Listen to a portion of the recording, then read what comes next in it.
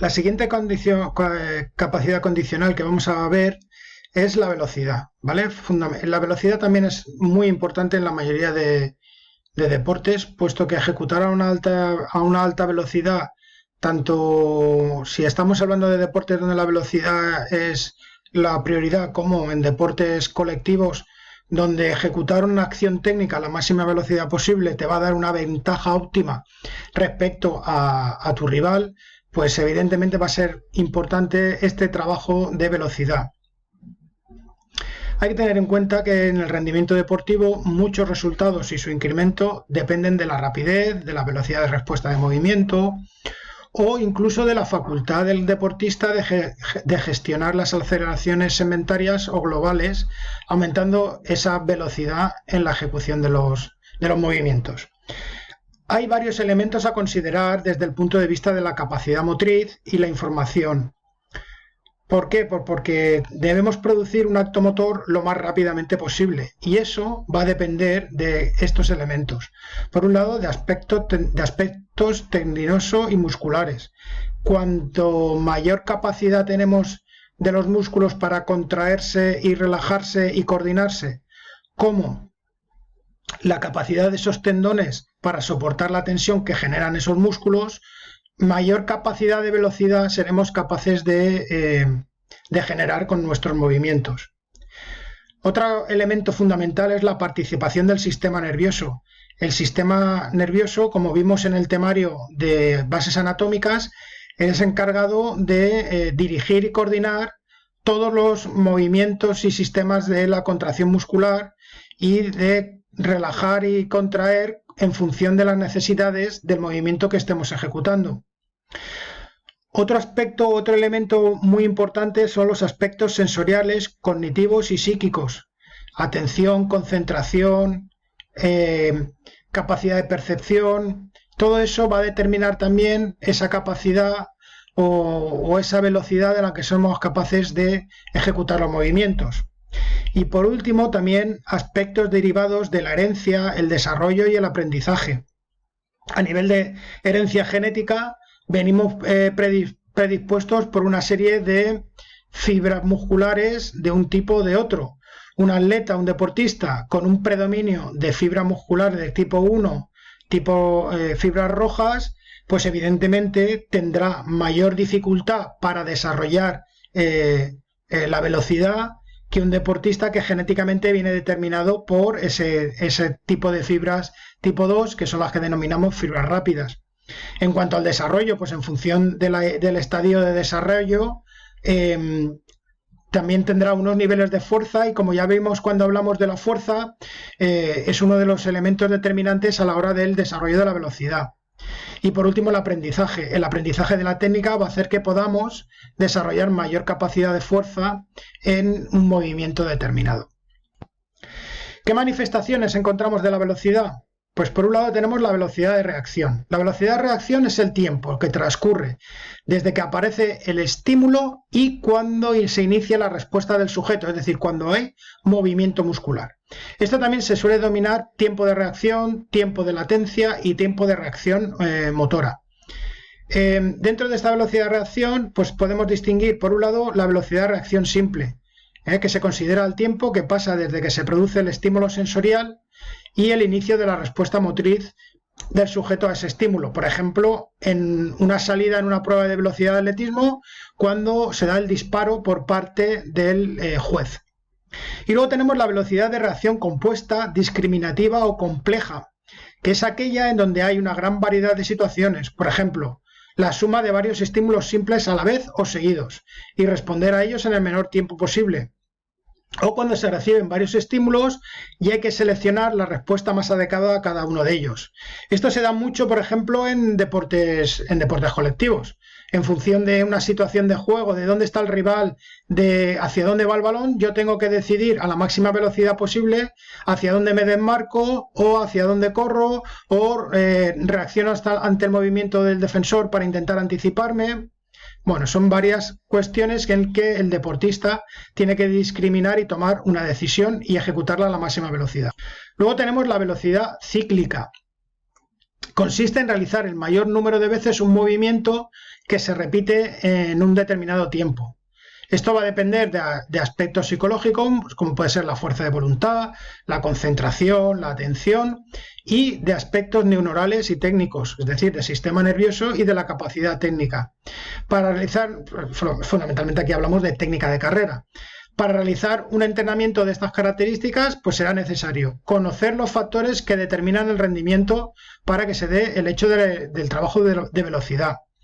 El modelo de ejecución ideal de dicha actividad cíclica. Como os he dicho antes, hay que conocer muy bien cuál es la técnica de carrera, cómo hay que colocar los segmentos corporales, cómo hay que colocar el centro de gravedad, hacia dónde debe dirigirse la visión del deportista, etc. Y el estado de rendimiento del deportista. Evidentemente, no va a tener la misma capacidad de velocidad cíclica a principio de temporada que durante el desarrollo o hacia los momentos claves que buscamos de la temporada. Y luego otro tipo de velocidad será la velocidad acíclica. Aquí se produce el encadenamiento de distintos movimientos realizados a la máxima velocidad. El rendimiento va a depender fundamentalmente de las capacidades de coordinación y de la toma de decisión. Entre estas acciones que se encuentran clasificadas dentro de la velocidad cíclica, pues tenemos, por ejemplo, un regate en deportes colectivos o en deportes de adversario, o un cambio de ritmo con o sin oposición directa de un contrario, ¿vale? Por eso se dice acíclica, porque no es constante durante toda la ejecución del movimiento. En la imagen podéis ver un ejemplo de velocidad acíclica. ¿Y cómo vamos a trabajar cada uno de estos tipos de velocidad? Pues, por ejemplo, en el entrenamiento de la velocidad de reacción, hay que tener en cuenta que la velocidad de reacción, trabajándola mucho, pues conseguiremos entre un 10 y un 18% de mejora. ¿Cómo podemos entrenarla, este tipo de velocidad, para mejorarla? Pues primero, comenzar con condiciones sencillas de ejecución, ¿vale? Para simplificar al máximo la toma de decisiones del deportista. Seguir con condiciones variables de ejecución, ir modificándole distintas situaciones para ver cómo reacciona ante ellas. Utilizar volúmenes de trabajo no muy elevados. Si hemos dicho que esta velocidad va a depender de atención, va a depender del sistema nervioso, pues a mayor volumen, menor capacidad de respuesta ante estos estímulos. Se deben trabajar al principio de la sesión, cuando el sistema nervioso está fresco. No lo vamos a trabajar al final, cuando hay una cierta cantidad de fatiga, y con lo cual se va a ver perjudicado este tipo de velocidad. Y mejorar los mecanismos de retroalimentación, es decir, hay que dar feedback constante para que el deportista sepa distinguir cuándo está ejecutándolo correctamente y cuándo no. Para el trabajo de velocidad de reacción simple, pues trabajaremos mediante un método de repeticiones, haciendo salidas o actividades desde distintas posiciones corporales. Para el trabajo de velocidad de reacción compleja, pues aplicaremos ejercicios con situaciones muy complejas de respuestas que permitirán que el deportista se concentre muy bien en la acción y adquirir experiencias buenas, y se favorecerá el trabajo de anticipación. Por ejemplo, cuando trabajamos en una acción a balón parado, un córner defensivo, pues evidentemente la velocidad de reacción ante el estímulo marcado por el balón o por el movimiento de los atacantes va a ser fundamental para que consigamos un éxito en nuestra tarea. Para el entrenamiento de la velocidad cíclica, como este tipo de trabajo va a venir condicionado por la técnica del movimiento y por la duración, ¿vale? Ya que supone que primero tendremos que trabajar componentes de fuerza máxima y explosiva combinados con los aspectos coordinativos de la actividad, el mejor medio para el trabajo de la velocidad cíclica será el sistema de repeticiones. Es decir, realizaremos repeticiones a una intensidad del 100% con un volumen bajo, es decir, no vamos a hacer un gran número de repeticiones, aproximadamente 8-10 repeticiones, y con una recuperación completa, porque en el momento que aparece la fatiga ya no estaremos trabajando aspectos relacionados con la velocidad, que es lo que pretendemos. Y luego tenemos el entrenamiento de la velocidad acíclica, que va a depender de la situación en la que queremos que se trabaje dicha velocidad y implicaremos más o menos elementos, es decir, utilizaremos móvil o no, es decir, si hay un balón por en medio o no hay balón por en medio, utilizaremos adversario o no, porque los movimientos del adversario van a determinar en ocasiones cuándo hay que realizar ese tipo de movimientos a la máxima velocidad. Podremos introducir situaciones tácticas, si hay un compañero de apoyo o no. La imaginación es lo que nos va a llevar a la mejora de la velocidad cíclica, pero esa imaginación tiene que estar al servicio de la tarea que queremos que el deportista mejore. En cuanto a la valoración de la velocidad, pues igual que os hemos comentado antes en la resistencia, pues hay que tener muy claro qué es lo que queremos medir. O sea, aplicar test por aplicarlo sin saber si eso va a ser fundamental a la hora del rendimiento específico de nuestro deportista, pues la verdad es que no tiene mucho sentido. Aquí os he destacado 3 de ellos. Por un lado podemos hacer el test de aceleración, que está basado en salir corriendo unos 30 metros en el menor tiempo posible, es decir, recorrer esa distancia en el menor tiempo posible. Eso nos va a permitir medir la capacidad que tiene el sujeto de coger la máxima velocidad de desplazamiento en una distancia relativamente corta, ¿vale? Esto sería un poco la prueba que queremos.